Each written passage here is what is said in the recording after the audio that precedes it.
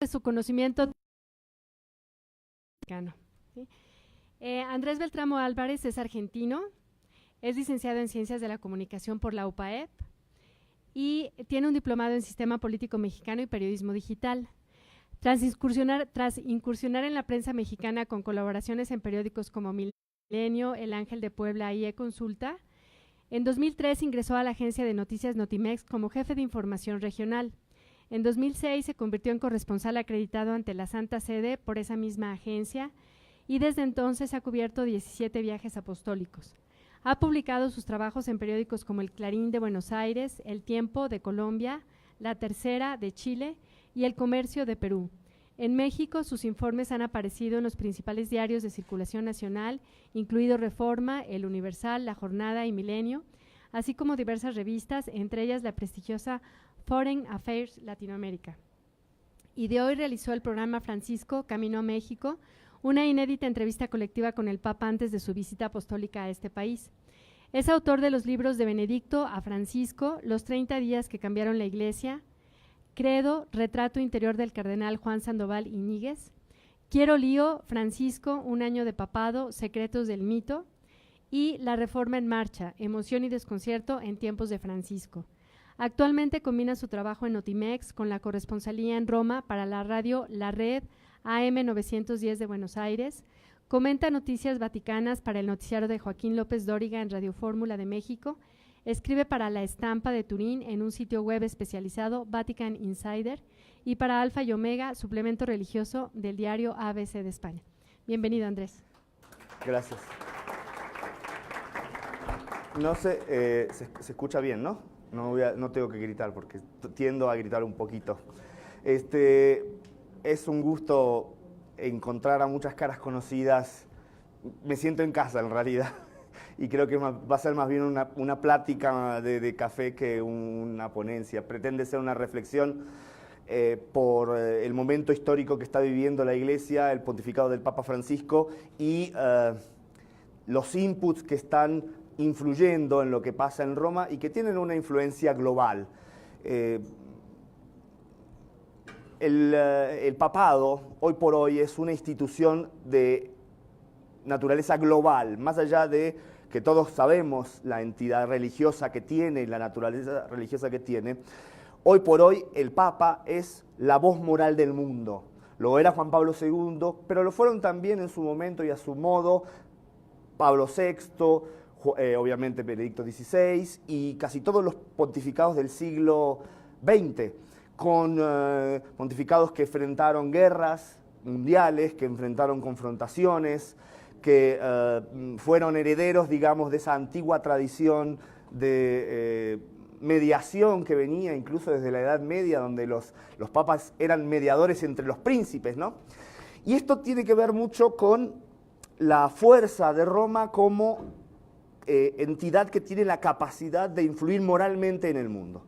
Y este es el motivo por el cual reflexionar sobre lo que está ocurriendo en torno al pontificado, del Papa Francisco y lo que se dice, nos ayuda a comprender, por un lado, cuál es el destino que está trazando el pontificado para la Iglesia, pero también nos entiende a diferenciar informaciones que vemos en la prensa y que no logramos entender a cabalidad cuál es su intención, cuál es su motivo, cuál es su objetivo. Entonces, yo quisiera compartirles una reflexión, lo que de primera mano he podido ver, lo que de primera mano he podido observar, y también que por mi trabajo me ha tocado compartir para comprender, digamos, cuáles son los ejes que están moviendo el pontificado del Papa Francisco y por qué este pontificado hoy está en un punto de quiebre. Está en un punto de quiebre y casi se dice, se habla y se comenta de que está en crisis. Que crisis es una palabra que se puede aplicar a muchos escenarios, no solo son negativos, pero que efectivamente hablan de un momento dinámico, ¿no? No sé cómo es. Hace 3 años atrás, esto era el panorama mediático en torno a la figura del Papa Francisco. Un Papa que llega al pontificado después de una grave crisis que determina, si no directamente, seguramente en el contexto, la renuncia de Benedicto XVI. Todos recordamos el año 2012, lo tortuoso que fue el pontificado de Benedicto XVI con el famoso Batilix, ¿no? Aquel mayordomo que desde el año 2006 había servido, que era la persona, Paolo Gabriele, que era la persona que en la mañana tocaba la puerta del Palacio Apostólico, la habitación del Papa, entraba y le ponía su sotana blanca, y el último que le servía el café a la noche y lo acompañaba a su habitación. Este mayordomo, durante 6 años, robó más de 1000 documentos que estaban en las oficinas del Palacio Apostólico y decidió un buen día, así como parecía que no tenía acceso al Papa, o él dijo que no tenía acceso al Papa, que no le podía decir al Papa que se estaba equivocando, decidió agarrar algunos de esos papeles y dárselos a periodistas. Y estos periodistas escribieron libros que después se conocieron, digamos, esta filtración masiva de información se conoció como el Batilix. Esta crisis todos recordamos ese año 2012, los ataques constantes que se daban a la figura del Papa Benedicto XVI, que ya había venido desde el inicio del pontificado, después con el discurso de Regensburg, de Ratisbona. ¿Se acuerdan que el Papa habla de una naturaleza violenta de una parte del Islam y hay una oleada de manifestaciones en su contra? Después todo el tema de los abusos sexuales que el Papa decide afrontar de lleno, no solo condenando a Maciel, sino también encontrándose con víctimas en Washington, en Malta, en Roma, en Australia. Sin embargo, todo lo que hacía el Papa Benedicto XVI parecía teñido de la sospecha y teñido de un hombre que era enemigo de la modernidad, cuando en realidad el personaje era un hombre convencido de la modernidad, y se ve no solo en sus discursos, sino en el mensaje que él da, también en algunos libros, entrevistas que pudo tener, y en donde él hablaba de la necesidad de una transformación de la modernidad, pero creyendo en este tiempo, en los signos de este tiempo. El Papa, después de que meten a la cárcel al mayordomo, hay un juicio histórico. A mí me tocó personalmente estar presente en la sala cuando el mayordomo habla y dice: yo me sentía un espía de Dios, y entonces tenía que robar documentos porque algo me decía que tenía que hacer justicia, porque el Papa no estaba bien informado. Todo un delirio, digamos, bastante significativo, y que era la explicación por la cual él había robado todos estos documentos y los había filtrado a la prensa. El Papa decide esperar al final de este proceso, indulta al mayordomo, que desaparece de escena, y entonces empieza a considerar seriamente la posibilidad de renunciar. Y entonces se da ese famoso 11 de febrero, cuando el Papa renuncia. Quienes estábamos ahí no comprendíamos en la sala de prensa del Vaticano lo que significaba cuando el Papa dijo "Ingravigense etatem", y se refería a esta frase tradicional de la renuncia de los obispos, y bueno, la locura que vino posteriormente. Y había el deseo y la sensación de que la Iglesia tenía que cambiar. Tenía que tomar un nuevo rumbo. Me acuerdo muy bien haber hecho entrevistas en la Plaza de San Pedro a gente común en esos días previos a la elección del Papa Francisco, y todos decían: la Iglesia tiene que cambiar. No sé por qué, pero la Iglesia tiene que cambiar. Algo está mal. Si el Papa renunció, quiere decir que hay algo en la esencia, en la dinámica que se está dando aquí en el Vaticano, que no está bien.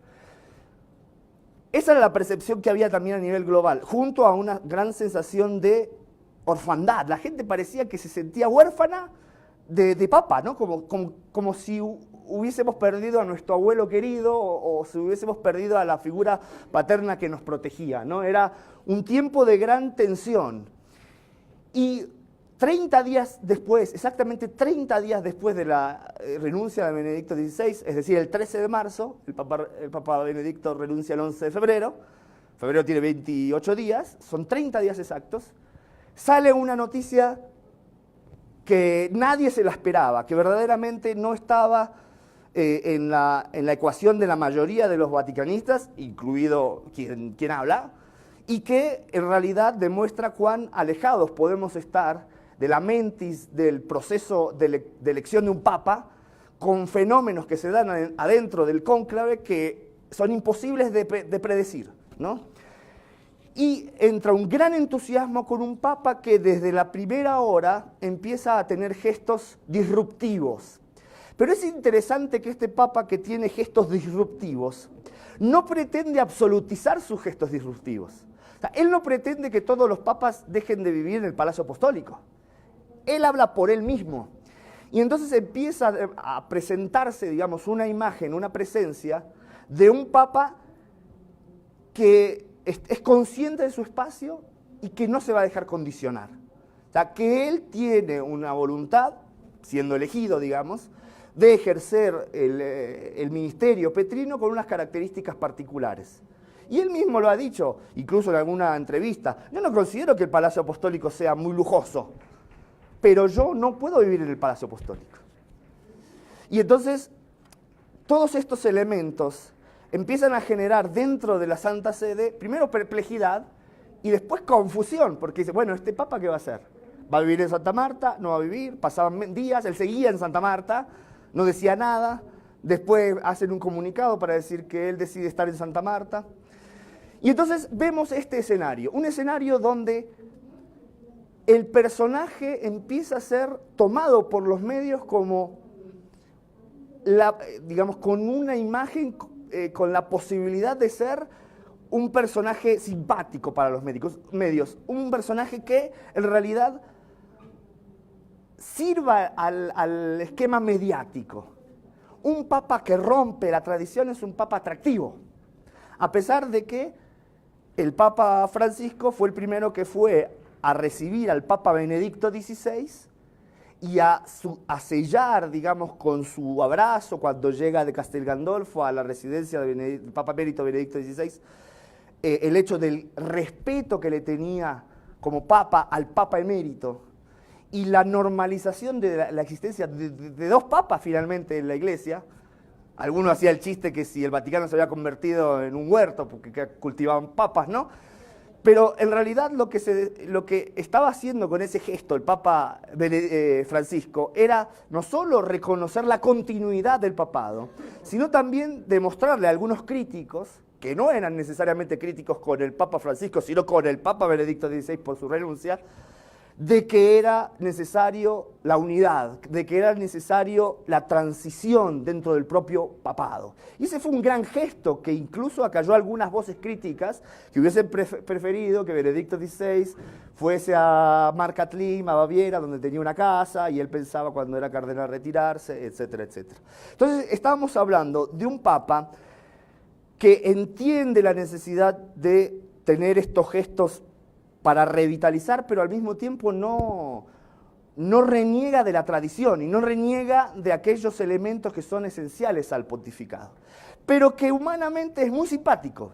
Va y paga su cuenta en el hotel donde estaba, y entonces, claro, mediáticamente, el Papa se convierte en un personaje que está por adelante de los medios. Nadie se esperaba que el Papa, ya yendo el día después de que lo habían elegido a la Basílica de Santa María la Mayor, regresando dijese, no, párense acá que voy a ir a buscar mis cosas, que están acá, ¿no? Donde estaba la casa del clero, muy cerca del Vaticano, ¿no? Y entonces la foto que queda plasmada es el Papa pagando la cuenta, ¿no? Y entonces me acuerdo muy bien cómo en tiempo real las televisiones italianas decían, no, el Papa acaba de ir a pagar la cuenta. ¿Cómo? ¿Cómo es posible? El Papa pagando y sacando el dinero, ¿no? Ni siquiera pidiéndole a su secretario. Eran detalles particulares que generaron una ola, digamos, de bonomía en torno a la figura del Papa, pero que en realidad ya desde el principio tenían un tufillo de exageración. Incluso recuerdo bien una columna escrita por un periodista italiano, publicada en el diario El Giornale 2 o 3 meses después de la elección, que el título era «El Papa no se merece esto», ¿no? Y la expresión era, el Papa Francisco no se merece que cada vez que toma la palabra y dice buenos días, aplaudan todos. No se merece que cada saludo que hace todos suspiren. No se merece que cada paso que dé le miren los zapatos. No se merece que cada beso que da le vean la cruz que no es de oro. Porque el Papa no pretende ni que le miren los zapatos, ni que le miren la cruz, ni que estén aplaudiendo cada vez que habla.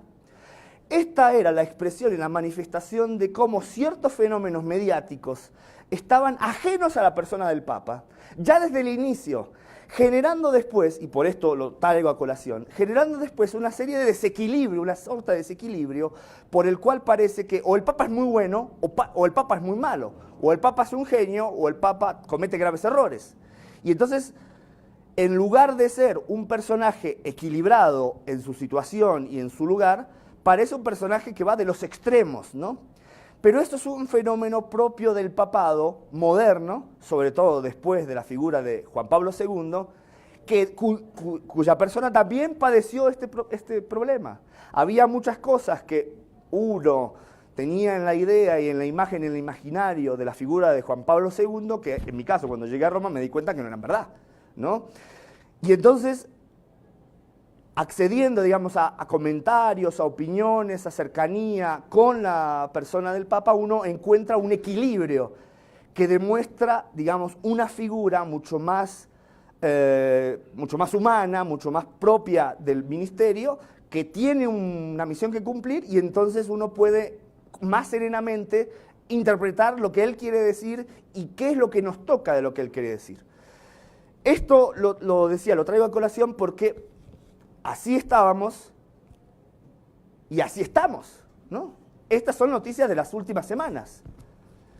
Un ex alto cargo del Vaticano acusa al Papa de encubrir abusos sexuales. Crisis en la Iglesia. ¿Cuáles son las dos batallas que enfrenta el Papa? Bueno, esto es lo mismo. ¿El Papa hará caso a su propia promesa de reformar la Iglesia? No, hay una contraposición fuerte entre lo que estaba ocurriendo en el inicio del pontificado y lo que hoy se está relatando como narrativa en torno a la figura del Papa en la actualidad. El Papa acaba de cerrar el sínodo, que es una asamblea de obispos que durante 3 semanas se reunieron en Roma para analizar el tema de los jóvenes en la actualidad, los desafíos de la actualidad, un proceso que existe en la Iglesia desde hace 50 años, después del Concilio Vaticano II, que el Papa Pablo VI creó como institución, porque los obispos que habían participado en el concilio estaban tan contentos de poder discutir y poder dar su aportación a la Iglesia y al ejercicio cotidiano de la Iglesia, que crearon el sínodo. Terminando el sínodo, el miércoles 27 de octubre del 2018 por la tarde, el Papa da un discurso en el Pleno, antes de la misa de cierre del sínodo, que fue el día posterior. Y dice esto: nuestra madre, la Iglesia, es santa, pero nosotros, sus hijos, somos pecadores. Somos todos pecadores, no lo olvidemos. Pero ella, la Iglesia, nuestra madre, no debe ser ensuciada. Es un momento difícil, porque el gran acusador, mediante nosotros, ataca a la madre y la madre no se toca. Dice en el primer capítulo de Job que el gran acusador gira y gira por la tierra buscando a quién acusar. De hecho, es un diálogo que tiene con el demonio que dice, ¿dónde estabas? Estaba girando la tierra buscando a quién acusar. En este momento nos están acusando fuerte y esta acusación se convierte en persecución. Es el momento de defender a la madre y la madre se defiende del gran acusador con la oración y la penitencia. Por esto he pedido en este mes que culmina en pocos días, fue el mes de octubre, rezar el rosario, rezar a San Miguel Arcángel, rezar a la Virgen para que cubra siempre a la Madre Iglesia, sigamos haciéndolo. Este llamado, en realidad, si uno lo lee correctamente, nos habla de un encuadramiento muy claro del Papa, de que nos encontramos ante un punto de quiebre en su pontificado. Casi una convocatoria dramática lanzada por el Papa y que nos da la medida de las dificultades que afronta la Iglesia. Ahora, ¿qué hace el Papa? El Papa venía reflexionando de este tema hace tiempo, por una serie de manifestaciones públicas que ahora vamos a explicar. Antes de su último viaje a los países bálticos, toma el teléfono y llama a un sacerdote jesuita, catalán-francés, Frédéric Fornos, que es el presidente de la Red Mundial de Oración con el Papa. Todos lo conocemos, esa institución, como los que hacen el video del Papa. Ustedes habrán visto, ¿no? El video del Papa que cada mes circula y se ve en YouTube, que en 1 minuto y medio te manifiesta en imágenes lo que son las intenciones del Papa, que normalmente todos los católicos suelen leer cuando rezan el rosario si se quieren sumar a las intenciones del Papa.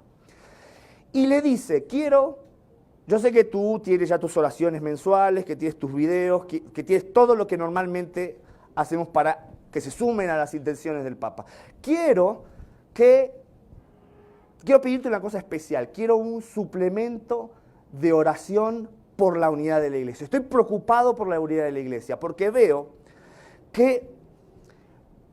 o estoy preocupado no por el hecho de que recibamos acusaciones o ataques.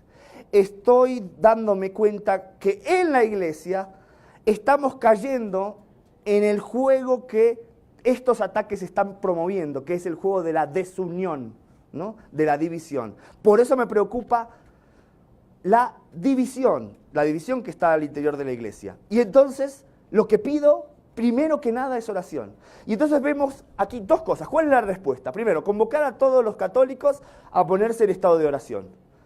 Y en la forma en que él la manifiesta, en la forma en que lo explica, es dos datos, manifestando dos datos del tiempo presente. Primero, la gravedad de la situación, que el Papa no minimiza, que el Papa no oculta y que el Papa tampoco deja de reconocer.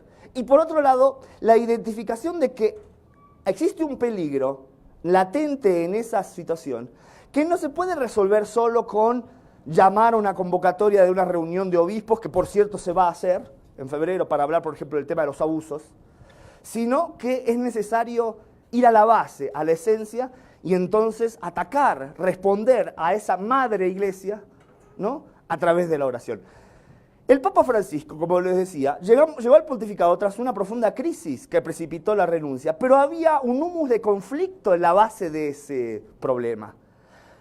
El hecho de que hubiese sido elegido el Papa Francisco no dejaba de dejar sobre la marcha o sobre la mesa problemas que el propio Papa Benedicto XVI ya había planteado. Es más, en su renuncia él dice, yo renuncio por el bien de la Iglesia y porque hay situaciones que todavía no puedo enfrentar.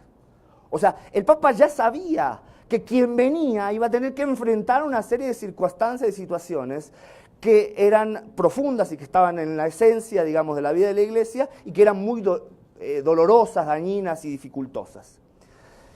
Y el Papa lo que tiene, digamos, es de alguna manera víctima, el Papa Francisco, de este momento actual tan conocido como el tiempo de la posverdad, donde su figura es tomada por algunos medios más como un personaje atractivo, como un personaje del mundo de la farándula, ¿no?, o un gran superhéroe, que como la figura de un papa. Le voy a contar dos anécdotas muy simples. Cuando eligen al papa, ocurren varias cosas. Una de las cosas que ocurren es que explotan las dinámicas de comunicación de la Santa Sede. ¿Por qué? Porque eligen al Papa, el vocero era el vocero Lombardi, que era del Papa anterior, pero el Papa empieza a hacer cosas y el vocero tiene que ir detrás a saber a dónde va, qué va a hacer, con quién se va a encontrar, y el Papa no está diciendo, hay que decir a los periodistas que voy a ir a Santa María la Mayor. Entonces empieza a haber una crisis de comunicación en las estructuras hasta acomodarse a los tiempos del Papa. Tanto que en los primeros discursos que el Papa daba no teníamos texto, teníamos que escuchar. Normalmente hay un texto previo que se distribuye a todos los periodistas y que uno puede tener la base y el Papa sí improvisa, etc. Incluso la primera homilía que da un Papa, por tradición, en una misa que se hace siempre en la Capilla Sixtina con todo el colegio cardenalicio, es en latín. Cuando fueron con el Papa y le dijeron, Santidad, hicimos una homilía en latín, el Papa dijo, no, gracias, voy a hacer una homilía en español. Una homilía donde él habla del sentido esencial del cristianismo, que es reconocer, caminar y profesar, ¿no? Reconocerse como hijos de Dios, caminar en el camino cristiano y profesar la fe. 8 minutos, 10 segundos duró esa homilía, ¿no? Y ahí pone las bases de lo que él después va a desarrollar como esencia de su pontificado, ¿no?, que es la congruencia de la vida cristiana. Pero afuera se estaba hablando de si el Papa había salido con la moseta o no, de si se había agachado o no, de si era argentino, por qué era argentino, si venía del sur del mundo y de dónde. Obviamente muchos periodistas fueron a Argentina a tratar de entender y comprender por qué lo habían elegido. Digamos que naturalmente los periodistas estamos más tendientes a conocer el envoltorio, a buscar y a relatar el envoltorio y no ir a la esencia de lo que estaba ocurriendo. Y entonces se empezó a generar una imagen de un papa simpaticón, de un papa de los pobres, ¿no? De un papa pauperista, etcétera, etcétera. Cuando en realidad el mensaje del papa ciertamente tenía algunas de esas características, pero era mucho más esencial, iba mucho más a la raíz, a la base de lo que él consideraba como la necesidad de la Iglesia para los tiempos actuales. Y entonces empieza a generarse esta contradicción de el Papa que vemos en los medios y el Papa que es en la realidad. También producto de este mundo, tiempo de la posverdad.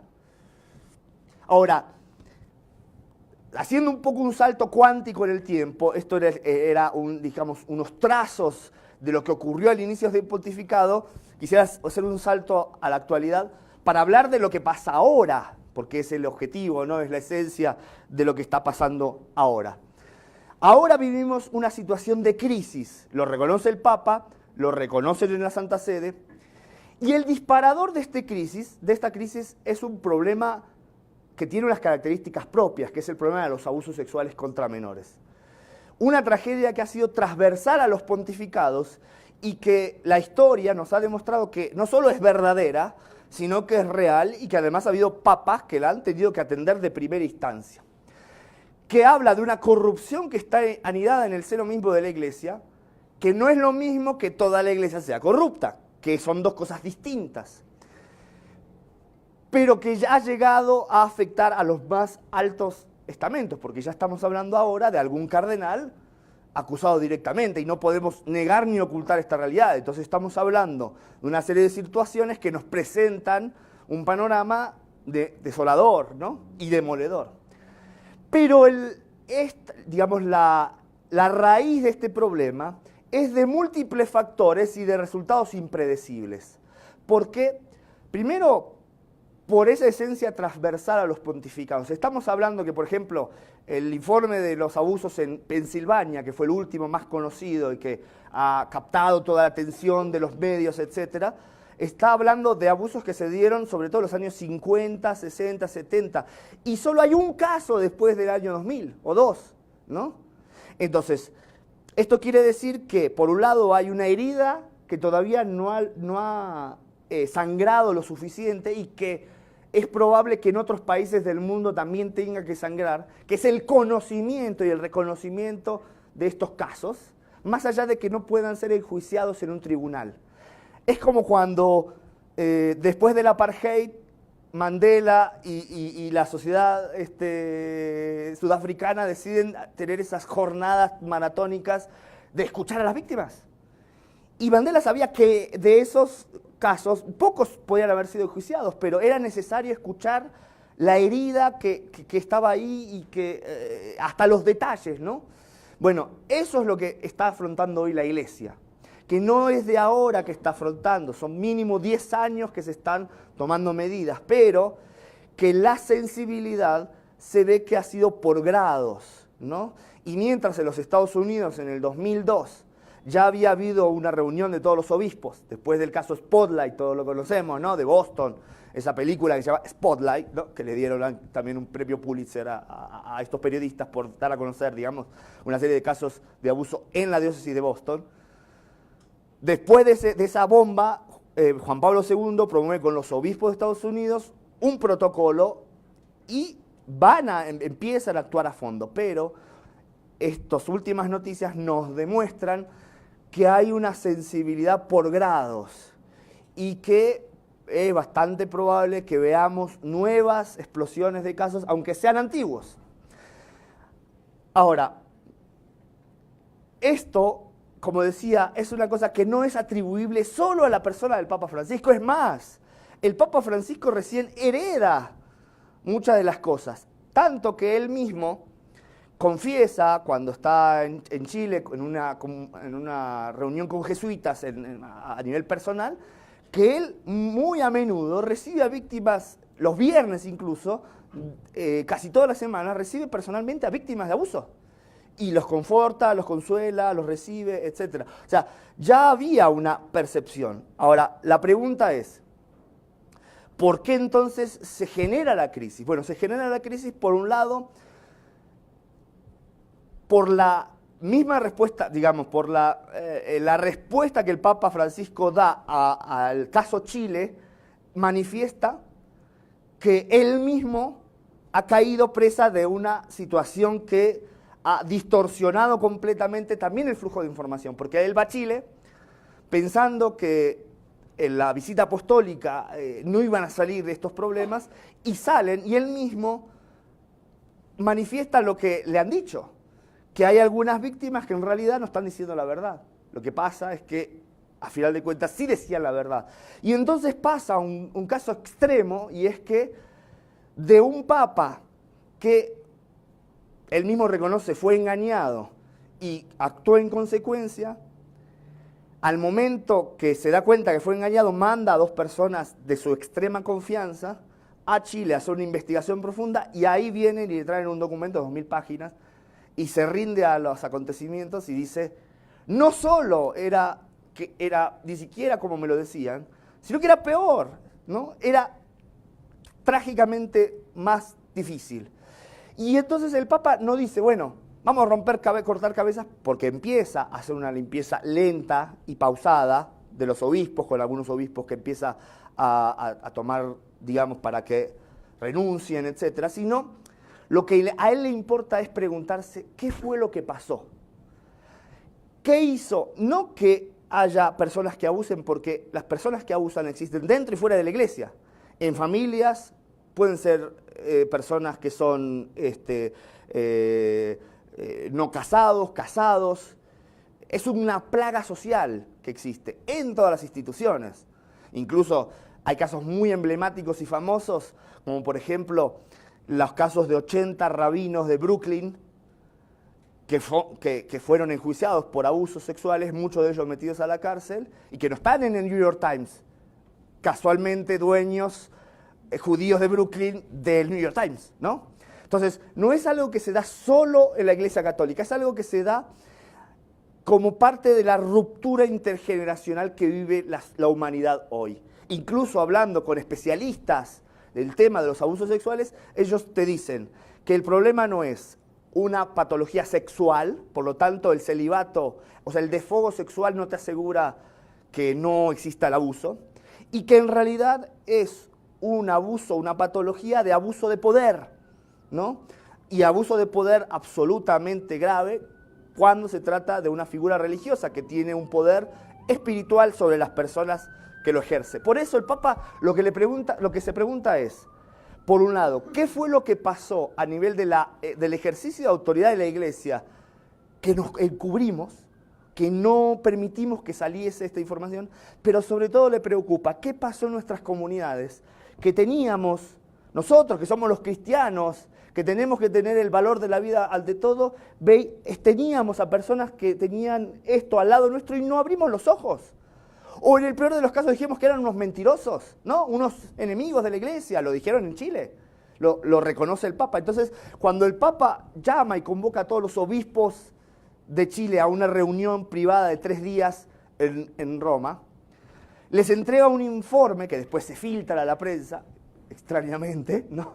De 10 páginas donde él identifica cuáles son los elementos que han permitido que estos graves actos se cometan. Sobre todo, la pérdida de la identidad cristiana esencial en las comunidades.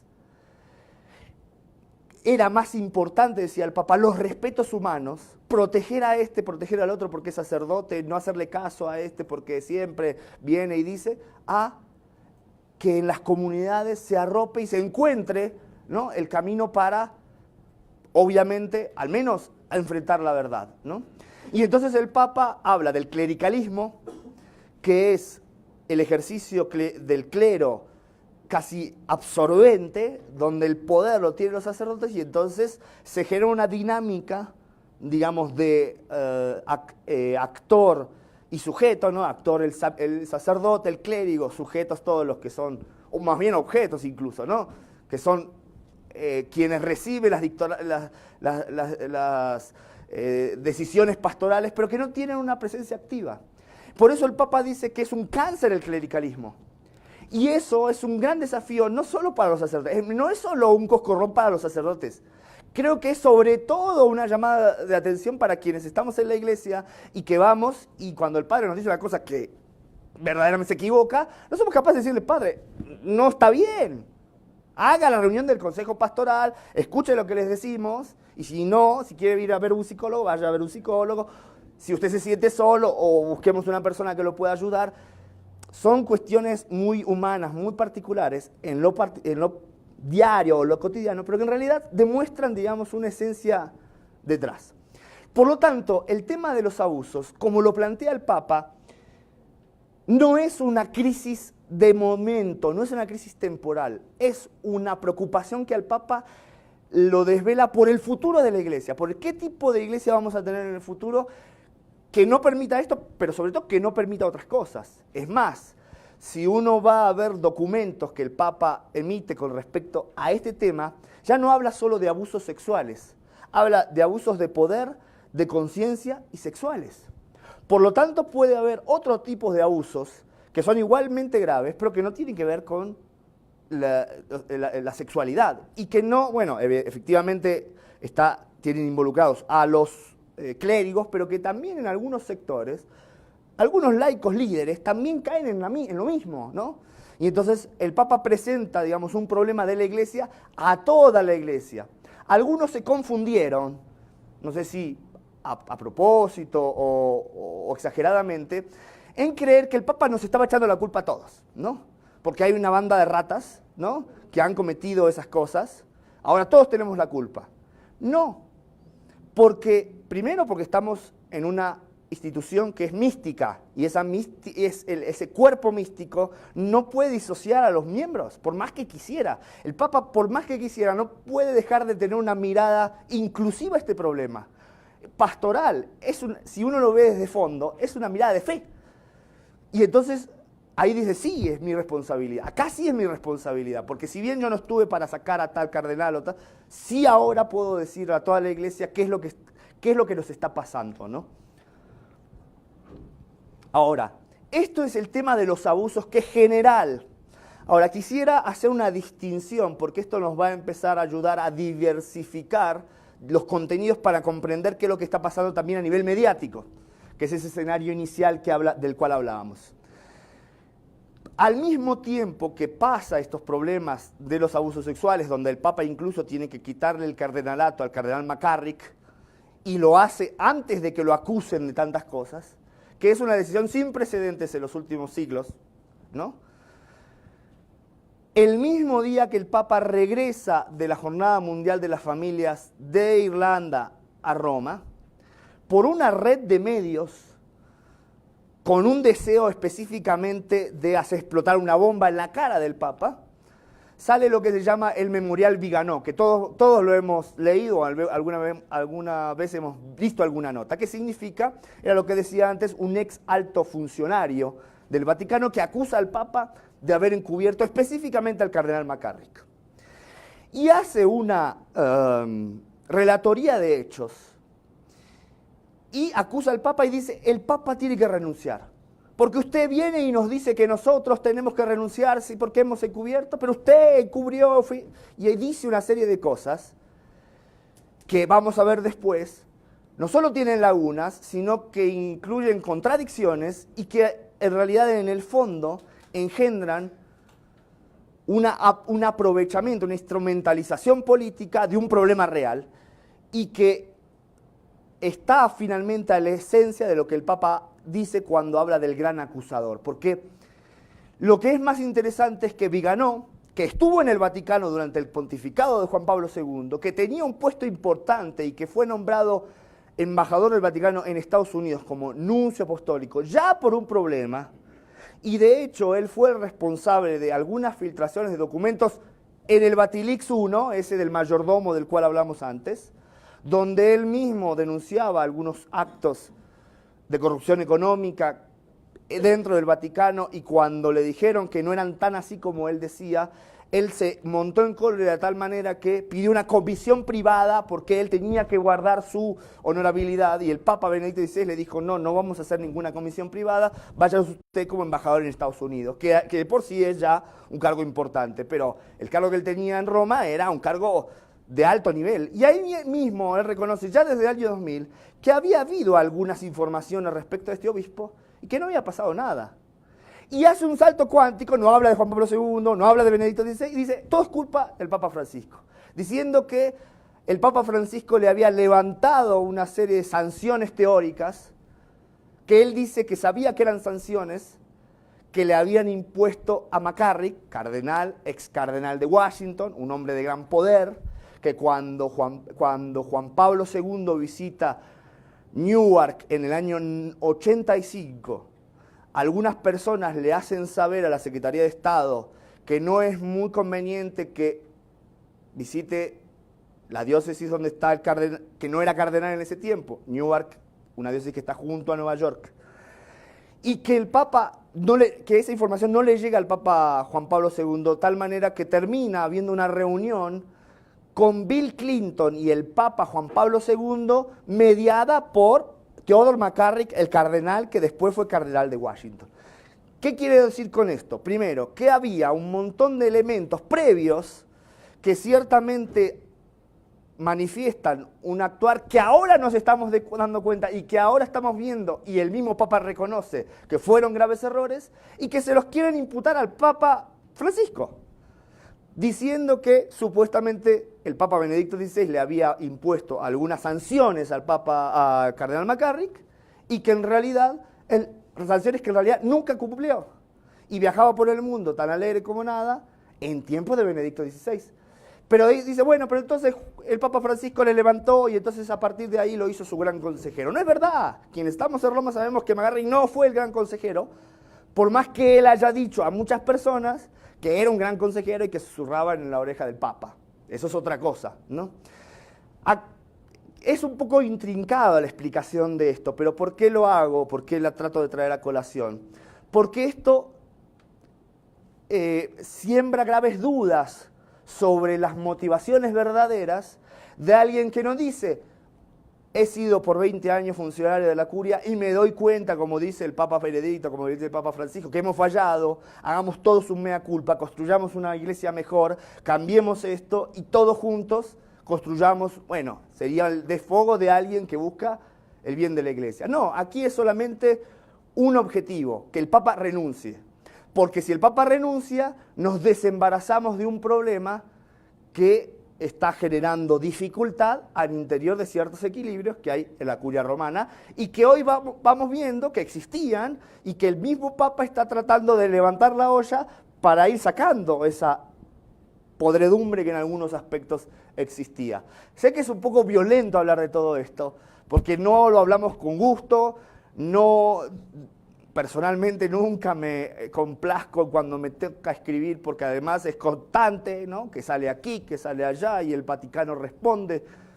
Pero es la realidad que tenemos, entonces si no la vemos con el realismo, y es violento ese realismo, no vamos a entender, digamos, hacia dónde puede derivar todo este problema.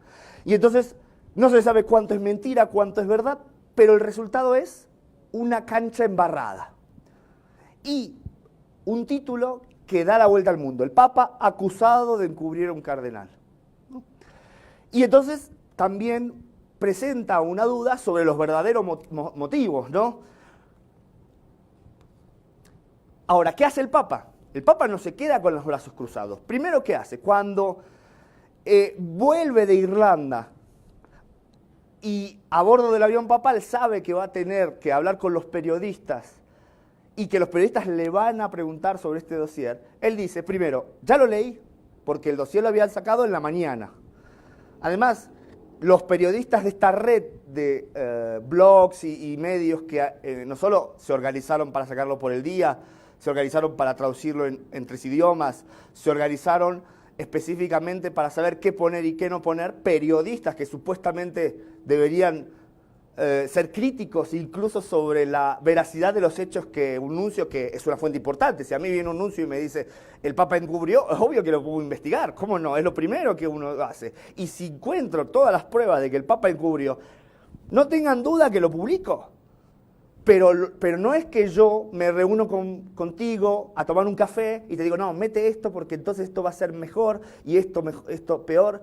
Y después, cuando sale todo el escándalo, lo digo alegremente, sí, porque yo fui el gran asesor y además escribo cómo vino a mi casa y saludaba a los niños y era tan bueno, ¿no? Porque creía un santo por la purificación de la iglesia, ¿no? Hay una disociación de la realidad tan fuerte que inmediatamente después de la publicación del dossier Viganò, que en realidad, si uno lo ve objetivamente, es algo secundario para la vida de la iglesia, porque a nada nos va a cambiar de nosotros que un tipo haya dicho eso que dijo, genera así gran noticia. El miércoles siguiente, la audiencia de los miércoles, al final de la audiencia, cuando el Papa termina de bendecir, en la plaza de San Pedro siempre se gritan cosas y se cantan cosas. Y al final de la bendición se empieza a escuchar a lo lejos un grito que en la sala de prensa algunos se quedaron así. Y se escuchaba, Viganò, Viganò. Y entonces empezaron en internet inmediatamente, sí, porque hay una rebelión, todos corearon a Viganò. No, era el nombre de un sacerdote que venía liderando un grupo misionero que se llamaba Attilò. ¡Attilò! ¡Attilò! Claro, pero en el tumulto se escuchó eso. Y todos aquellos críticos del Papa confiaron y hasta creyeron deseantemente que fuese las multitudes que abrazaban al gran defensor de la fe. Algo que no va a ocurrir, que ni en sus sueños más grandes va a ocurrir, porque ser la antítesis del Papa es estar condenado al ostracismo. Lo dice la historia, y de hecho lo dice un viejo adagio del siglo del medioevo que decía, chi mangia del Papa muore, el que come del Papa muere. O sea, que si uno quiere meterse contra el Papa, tarde o temprano no le va a ir bien. Esto no quiere decir que el Papa sea omnipotente ni nada, sino es una institución tan eterna y es una institución que va con una dinámica por fuera del tiempo que es capaz de afrontar las peores crisis. Yo llevo 12 años en Roma y no me dejo de sorprender. Renuncia del Papa, elección de un Papa del otro país. Pero después me pongo a pensar y digo, en el 78 murieron 2 papas en un mes. O sea que ya había habido, y después anteriormente también otras cosas. Pablo VI, que había ido a Israel por primera vez, que fue a América Latina por primera vez, que fue muy contestado, que lo acusaban de comunista, después hizo la Humane Vitae, y hoy es santo, ¿no? Juan XXIII, que llamó un concilio y todos pensaban que era un gordito que no iba a hacer nada, llegó a San Pablo Extramuros y dijo, bueno, yo quisiera hacer un concilio, vamos a ver la reforma de la iglesia, y se cayeron los santos, ¿no? Y cuando al otro día de que este anuncio de Juan XXIII se dio, un grupo de sacerdotes fue a ver a Giovanni Battista Montini, que era arzobispo de Milán, en una reunión privada, y le decían, usted debe estar muy contento porque usted siempre ha sido una vanguardia para la iglesia en Italia, y entonces un concilio. Y él estaba desencajado y decía, no saben los factores que hemos abierto en la iglesia. O sea, la preocupación de lo que iba a venir, no del hecho de poder emprender un camino de reforma dentro de la iglesia. ¿Esto para qué digo todas estas cuestiones? Para que pongamos en perspectiva lo que está ocurriendo y no nos quedemos pensando, como algunas me pasa, que me llaman, ¿no? Mi abuelita, ¿y la iglesia qué pasa con la iglesia? ¿Está cayendo, no? No, ni se está cayendo, ni el Vaticano se está cayendo. Hay una serie de situaciones que es importante entender. Entonces el Papa lo afronta, manda una carta al pueblo de Dios el 20 de agosto del 2018, si no la han leído les recomiendo que la lean, porque ahí habla y dice claramente, no hemos sido capaces de proteger a los niños ni de escuchar su grito silenciado. ¿Y qué pide? Pide a los obispos aplicar los protocolos que ya existen. El Papa no ha creado nada nuevo. Ya en el 2001, Benedicto XVI, siendo Ratzinger, le propuso al Papa Juan Pablo II que la doctrina de la fe procesase los casos de abuso, después de la crisis de Estados Unidos. Después, Benedicto XVI, siendo Papa, reformó las leyes internas hizo circulares, pidió que todos los obispos del mundo, cada conferencia episcopal, tengan circulares de tutelas para los menores, que tengan oficinas de tutelas para los menores. Y entonces el Papa Francisco dice, no es que hay que hacer algo nuevo, es que hay que aplicar. Y entonces, ¿qué hace? Convoca a todos los presidentes de las conferencias episcopales al mes de febrero a una reunión de 4 días, donde ya se sabe que no van a ir a discutir algo que se va a hacer, que tienen que ir a decir qué hicieron ya, ¿no? Que tienen que presentar cada quien su respuesta de qué es lo que están haciendo a nivel de estos problemas. Eso es en cuanto a qué se está haciendo para el tema de los abusos. Ahora, volvemos al otro contexto, digamos, a la otra situación. El aprovechamiento de la crisis. Y aquí viene la parte, digamos, de la discusión más bien curial política. Hay unos antecedentes a esta crítica. Las mismas voces, los mismos periodistas, los mismos personajes dentro y fuera de la Iglesia que han hablado de este tema de los abusos, llevan años tratando de limar la autoridad del Papa. Y entonces hablan de que el Papa manipuló el sínodo, hacen una corrección filial y dicen que es un hereje. Pero, por ejemplo, cuando dicen que es un hereje, dice, bueno, pero es que porque usted habla de Lutero. Pero el primero que habló de Lutero fue Benedicto XVI, con una serie de audiencias públicas en la Plaza de San Pedro, donde restablece, digamos, la esencia del pensamiento de Lutero por el momento histórico que tuvo, sin reconocer que no deja de ser un cisma, pero poniendo a Lutero en una nueva mirada, en una mirada contextualizada a su tiempo, ¿no? Y entonces lo que Benedicto XVI hacía, y que era una normalización en cierto sentido, si lo hace el Papa Francisco, es lo peor. Papa hereje, Papa musulmanista, ¿no? Porque se reúne con algunos líderes musulmanes o arregla los problemas, por ejemplo, con los musulmanes de Al-Azhar. Pero todos recordamos la histórica imagen del Papa Juan Pablo II besando el Corán. Entrando a una mezquita y besando el Corán, que era un símbolo de lo que el Papa entendía como los puntos de encuentro sagrados entre las religiones. Por lo tanto, detrás de esto lo que se empieza a ver es una cierta carrera a festejar las crisis de pontificado, como si todos los días estuviese habiendo encuestas y esas encuestas fuesen para abajo y entonces los comentaristas de siempre dijesen, ¿vieron? Lo que está haciendo el Papa está alejando a la gente. Lo que hacía Benedicto XVI, no. Lo que está haciendo Francisco está alejando a la gente. Y es una mirada, digamos, contradictoria, porque al final de cuentas es atacar al Papa en nombre de la ortodoxia, ¿no? Lo cual es en sí mismo una gran contradicción. El resultado, yo no sé si decidido, querido, o porque finalmente estas críticas que hay están extendidas en varios ámbitos, pero el resultado que se ve es la división de la Iglesia, y es lo que dice el Papa cuando llama a todos a rezar. Dice, el gran acusador nos quiere dividir entre nosotros y con Dios. ¿Por qué? Porque nos quiere más interesados en la grilla política, la grilla eclesiástica, y no en los grandes temas del pontificado, que son algunos de estos, ¿no? El tema de la misericordia. Se habla mucho de la misericordia. Bueno, el Papa Francisco no hizo más que seguir lo que dijo el Papa Juan Pablo II, que no solo hizo Santa Faustina Kowalska, que consagró, digamos, la fiesta de la Divina Misericordia y que además le dio un espacio especial en el calendario y hablaba constantemente de la misericordia. La Iglesia en salida, que es un regreso al mensaje cristiano más profundo, de la necesidad de que no podemos estar ajenos a los últimos de los últimos, que no existe un cristianismo neutro, donde si pude ayudar está bien y si no pude, bueno, lo mismo. No, es que cuanto más estamos en el mensaje cristiano, más nos tenemos, como decía el Papa, que cocinar a fuego lento. Cuando recién lo eligieron al Papa, me mandaron a una conferencia que dio meses antes, cuando siendo cardenal Bergoglio, a agentes de la Cáritas en Buenos Aires. Y a mí me llamó la atención una cosa que él dijo.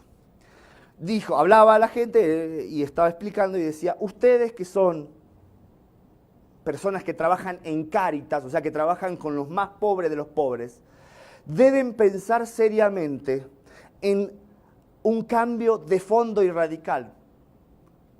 Y por ejemplo, le decía, piensen que ustedes tienen que, con lo que hacen, ser cada vez más iguales a quienes ayudan. Entonces dice, por ejemplo, ¿no han pensado nunca tomar la decisión de no volver a entrar en un restaurante?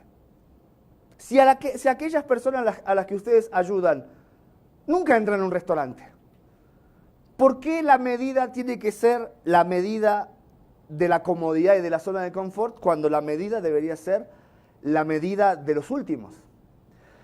Es un desafío que no es tan fácil, él no lo ponía como absoluto, él lo ponía como un ejemplo, ¿no? Es como cuando Susanita en Mafalda decía, sí, vamos a hacer una gran fiesta con rifa de joyas y todo para comprar arroz y frijoles, que es lo que comen los pobres, ¿no? ¿Cuál es el sentido, ¿no?, cristiano de equidad, ¿no? Y esto se ve también claramente, por ejemplo, con ciertas decisiones que el Papa ha tomado, y que uno las descubre, digamos, a través de testimonios de personas. Por ejemplo, él, desde que fue obispo, nunca se fue de vacaciones. En Buenos Aires, si uno iba en enero, pleno verano, a la curia y tocaba el timbre, el que le abría era Bergoglio. Y alguna vez alguno llegó a decirle, Eminencia, ¿por qué no se va de vacaciones?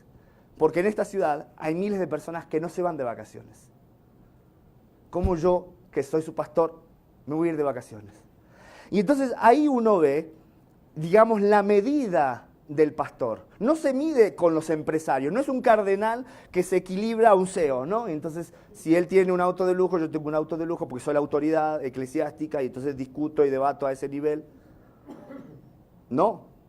Él toma otra medida, pero no es pauperismo, no es algo que él va proclamando por todos lados. Es lo que él hace y lo que él toma como decisión, que implica también una fortaleza muy, muy potente a nivel espiritual, ¿no?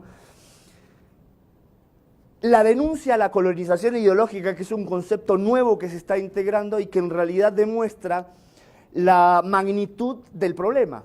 Se habla mucho del aborto, se habla mucho de la ideología de género, pero parece que la imagen es una imagen particular. Este es el problema del aborto, ley sí o no, ley no. Este es el problema de la ideología de género, sí o no. No, el Papa dice, cuidado, que esto es un fenómeno mucho más global. Y cuando habla de colonización, habla de imposición, de las mentes antes de las acciones, para cambiar las mentes, las culturas antes de las acciones. Y entonces, claro, el aborto es aceptado, si hoy soy cotorra y mañana soy hombre y pasado mujer, y es lo mismo, ¿no? Y si soy gato, soy perro, y mi autopercepción y todas esas cosas que ya son, digamos, parte de una narrativa actual y que no responden más que a una colonización ideológica que además es externa, ¿no?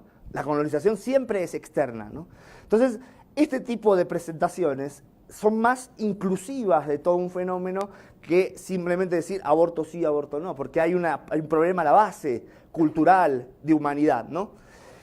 Y por otro lado, él presenta constantemente la vivencia de la santidad a través de Mateo 25, ¿no? Que es, tuve hambre, me diste de comer, tuve sed y me diste de beber, y las bienaventuranzas que desarrolla en Gaudete de Celtate. Y también algo que tiene mucho que ver con este tema de la colonización ideológica, que es lo que él llama la cultura del encuentro, que no es más que la respuesta real y concreta al quiebre intergeneracional, ¿no? Por eso el Papa habla de que los jóvenes y los ancianos deben dialogar. A los jóvenes siempre van a ver que les dice, hablen con sus abuelos, que les cuenten sus historias, que les cuenten de la guerra, que les cuenten del hambre, que les cuenten de toda una serie de realidades para evitar la ruptura intergeneracional. Porque se da cuenta que la colonización ideológica lo que quiere partir es eso, los valores. Entonces ya no hay valores que se transmiten en la fe, en la religión, en la espiritualidad, en la vida, en el deseo de la vida y en la protección de la vida, ¿no? Ahora, al mismo tiempo, vemos que el Papa se posiciona en un escenario global, ¿no? Propone la cultura del encuentro ante los conflictos, ¿no? Y entonces logra lo impensado, por ejemplo, ser catalizador, porque es verdad que él mismo dice que no fue el responsable ni el culpable de que haya un acercamiento entre Cuba y Estados Unidos, pero sí ese catalizador, incluso hasta geopolíticamente habilitado. Por ejemplo, Obama al interior de Estados Unidos tenía gran confrontación, gran conflicto con respecto al acercamiento a Cuba y también los Castro. Entonces, encontraron la figura del Papa, digamos, una figura que pudiese habilitarlos para por lo menos entrar en el diálogo. Y el Papa siempre ha dicho, yo prefiero siempre que haya diálogo, aunque sean dos ratas, o aunque sean lo peor, porque siempre que haya diálogo hay posibilidad de salvación. Si a una persona que está moribunda la abandonas, nunca va a poder convertirse al último minuto, confesarse al último minuto y irse al cielo. Entonces, nunca se puede quitar definitivamente la mano, porque no solo no es congruente con la realidad, digamos, consecuente con la realidad, porque finalmente todos pueden tener defectos y errores y pueden tener situaciones graves, sino también porque no le das espacio al encuentro, y si no hay un encuentro y un diálogo, nunca va a haber una modificación. Claro que es limitado lo que el Papa puede hacer frente a los actores políticos. El Papa no puede dirimir guerras, el Papa no puede, ni siquiera a veces puede que lo escuchen, ¿no? Entonces, si le dan una rendija pequeña, él se va a meter, ¿no? Y si para eso tiene que, ver el bien superior, poniendo para segundo término quizás algunas cuestiones contradictorias y en las cuales él mismo no está de acuerdo, lo va a hacer. Eso es lo que está pasando también en la península coreana. Nosotros nos dimos cuenta que Xi Jinping y el líder norcoreano, Xi Jinping es el chino, fueron hasta el lugar donde llevan por años enfrentados ahí, soldados de aquí y allá, los coreanos, surcoreanos, y fueron y se dieron la mano, ¿no? No, yo creo que no hemos entendido la magnitud de esto, que tiene que ver, que tiene que ver con un nuevo escenario mundial, en el cual el Papa es un jugador, lo queramos aceptar o no.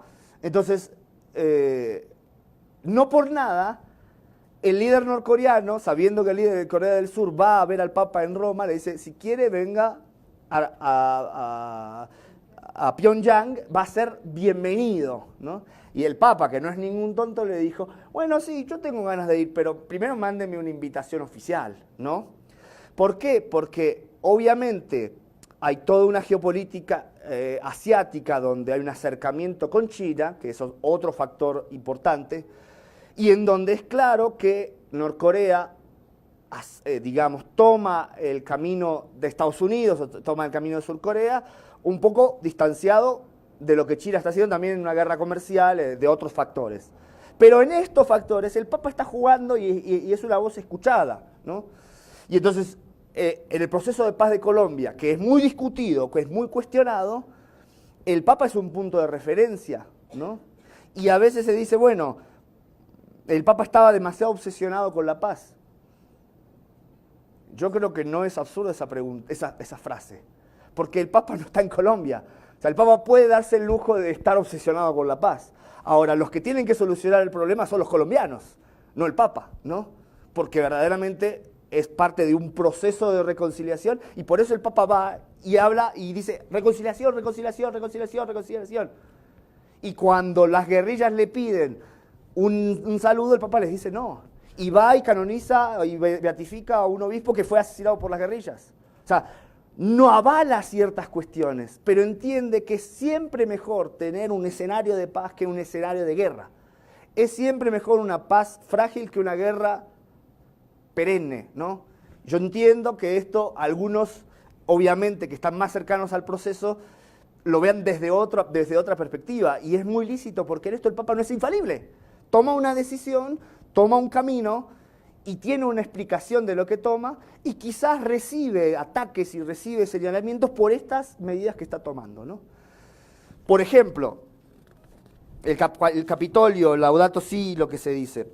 El 24 de septiembre del 2015, el Papa visita el Capitolio. Por primera vez un Papa visita el centro del poder de los Estados Unidos. Da un discurso larguísimo y dice esto, y además fue impactante porque estar ahí, a mí me tocó estar justo encima, en el palco de prensa, justo encima del Papa, ver todos los republicanos y demócratas como lo aplaudían. Y el Papa dijo, El mundo contemporáneo, con sus heridas que sangran en tantos hermanos nuestros, nos convoca a afrontar todas las polarizaciones que pretenden dividirlos en dos bandos.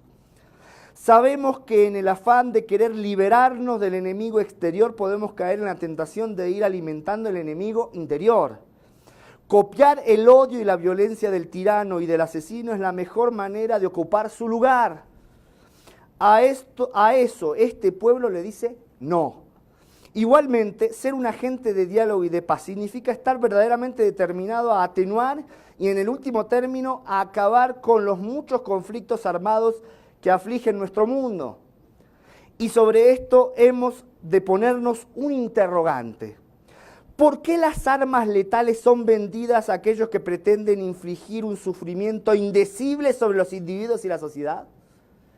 Tristemente la respuesta todos la conocemos. Es simplemente por dinero.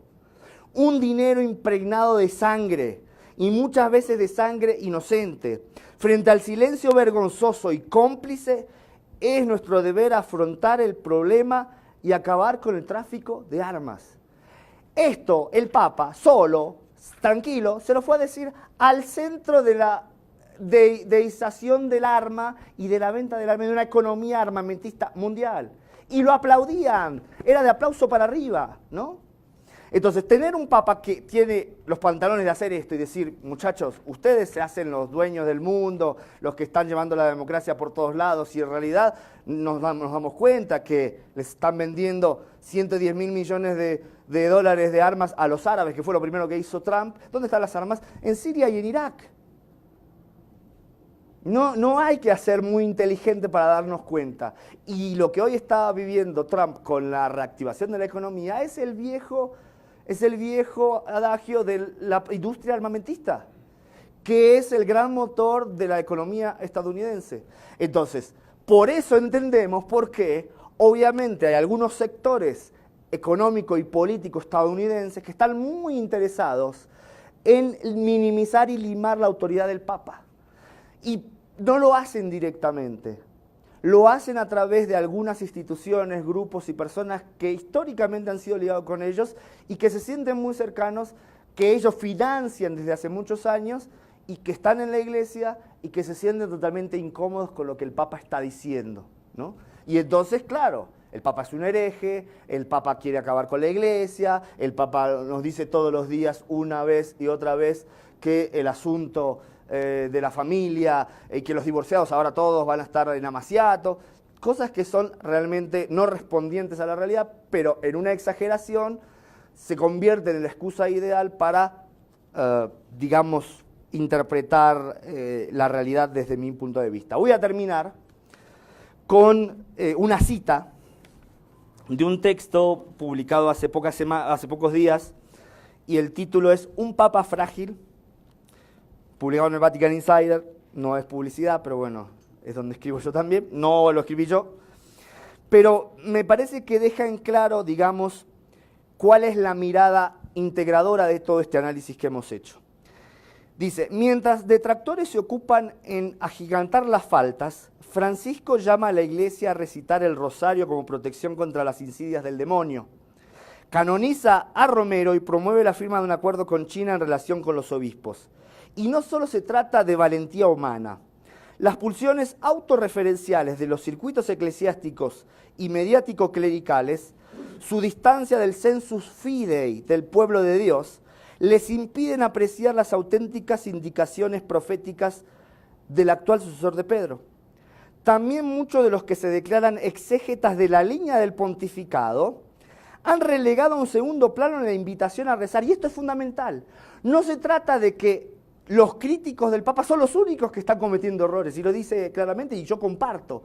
Hay algunos que son super exégetas del Papa, que son francisquistas y la revolución y la primavera, y se la pasan hablando de primavera, pero cuando el Papa llama a rezar a San Miguel Arcángel, ni se lo fuman, ni les interesa, ni les pasa ninguna atención, y entonces no comparten la visión sobrenatural que es de fe, por encima de esa mirada de partes, porque sería absurdo y absolutamente incongruente que un papa que está hablando de que el odio alimenta la división, que él mismo no se dé cuenta que hay bandos que están tratando de entrar en choque y que él trate de hacerles a todos mirar con ojos de más fe la vida de la Iglesia y no tanto de la focalización en las minucias, miserias de la lucha cotidiana eclesiástica, ¿no?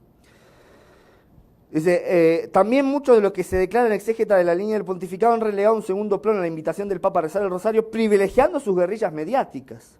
Las maniobras clérico-mediáticas construidas alrededor de afirmaciones, por ejemplo, como las de Viganó, son un signo de que algunos sectores influyentes y bien armados consideran que el papado y la Iglesia se han convertido en algo así como una propiedad privada, donde no es el Papa el que marca la línea de la Iglesia, sino nosotros desde nuestros púlpitos digitales, los que decimos si el Papa está bien o mal. Y entonces, ¿qué pasa?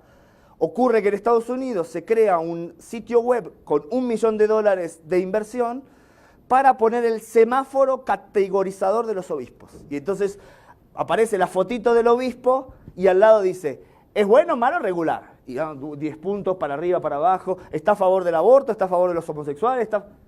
Como si la categorización en la Iglesia respondiese a las categorías de la política civil, ¿no? La política de los políticos que son o no son materia de juicio. Y entonces ya no estamos hablando de una comunidad donde existe la corrección fraterna, donde puede haber buenos o malos obispos, pero en donde es la comunidad la que se encarga también, ¿no?, de tratar de construir una mejor relación, incluso también cuando hay ciertas incongruencias o ciertas dificultades, ¿no?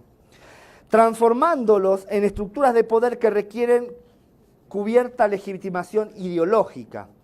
Sus ibris, dice, alientan y alimentan en las dinámicas eclesiales el germen de la autodestrucción.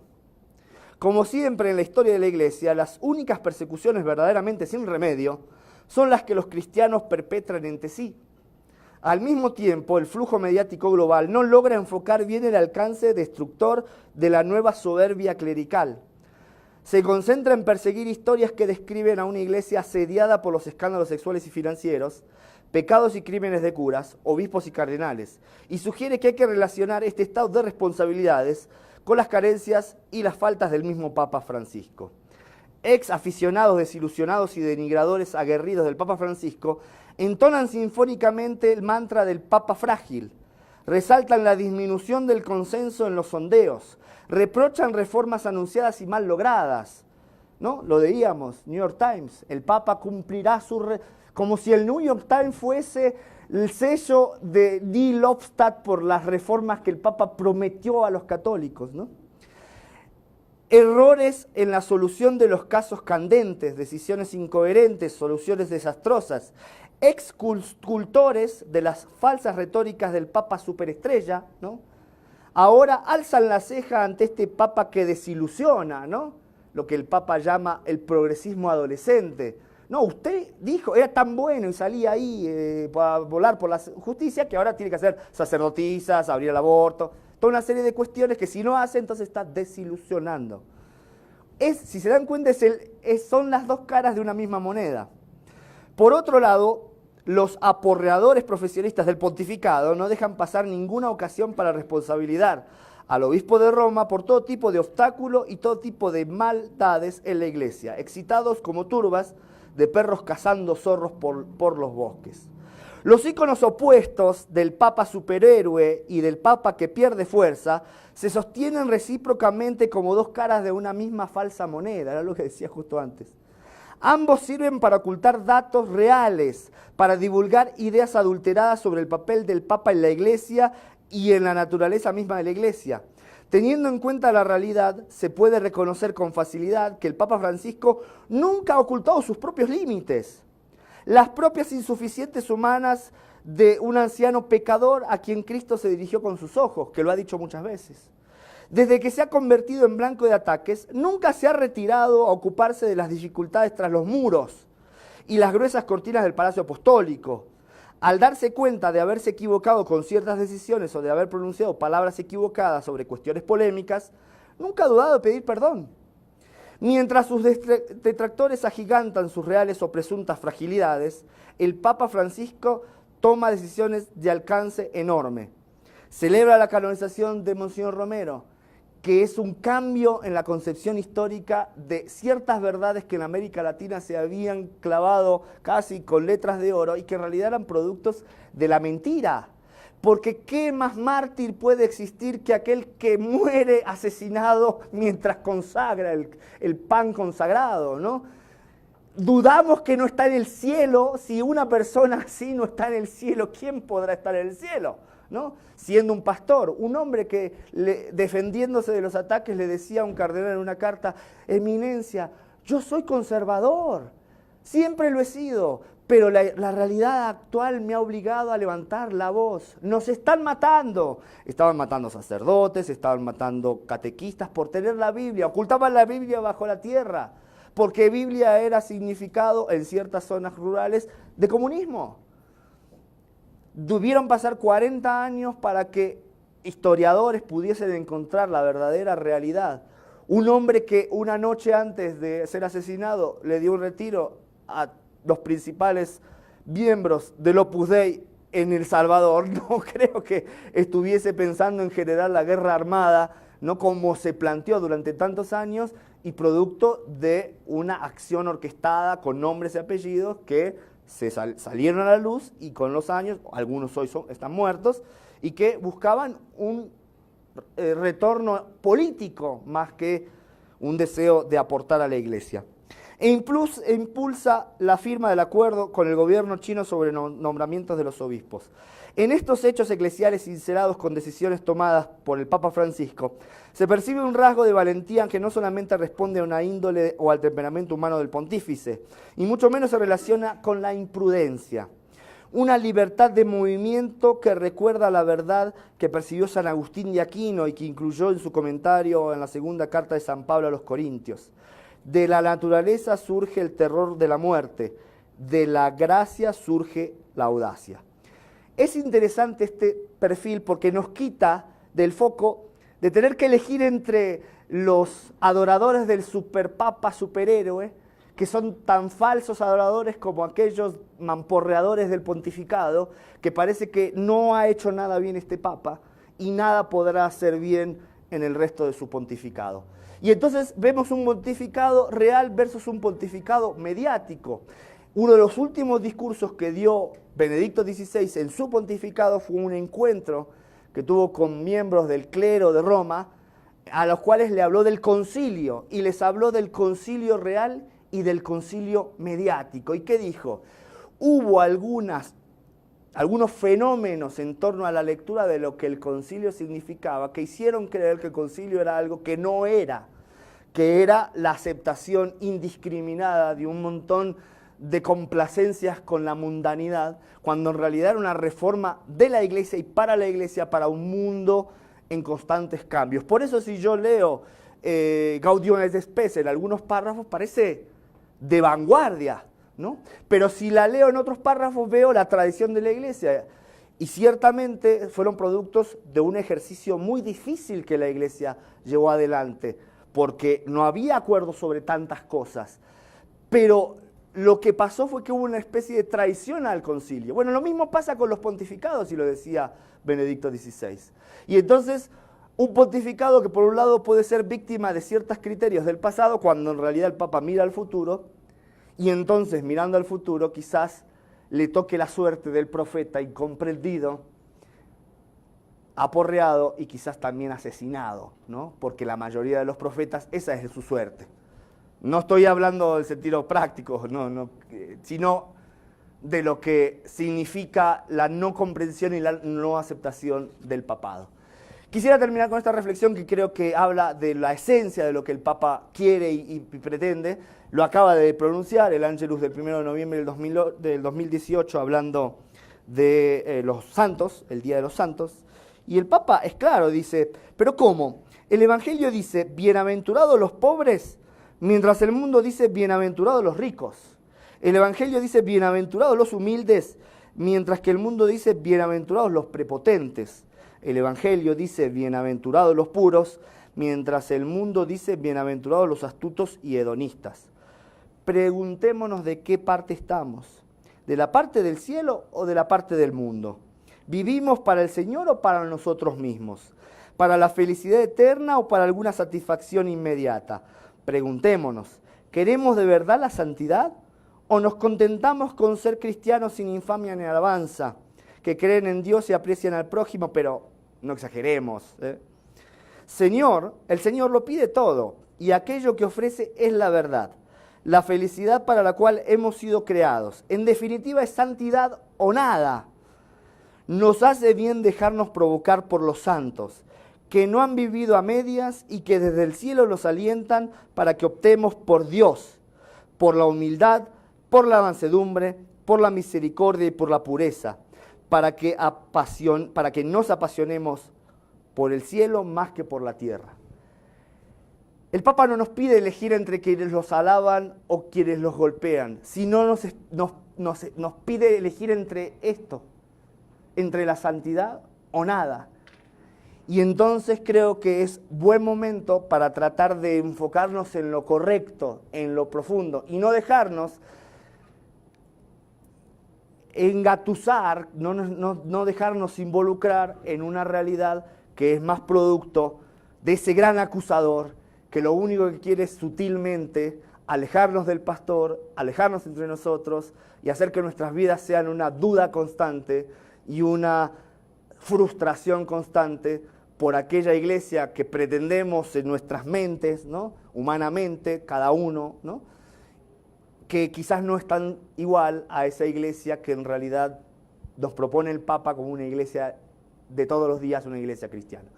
Hasta ahí mi reflexión. Si hay preguntas, y les agradezco mucho la escucha.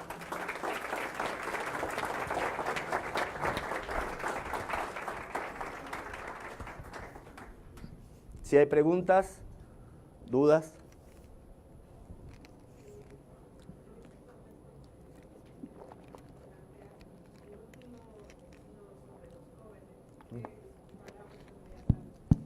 Es interesante.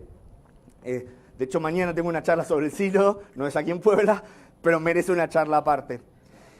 El Papa, cuando propone el sínodo, los sínodos que él ha propuesto, es muy interesante porque ninguno de los sínodos que se han celebrado, que son cada 3 años normalmente las asambleas ordinarias, y se puede dividir y hacer una asamblea extraordinaria en cualquier año, como va a pasar el año que viene cuando se va a hablar del Amazonas, el Papa toca temas muy reales. Por eso los sínodos parece que son sacudidos.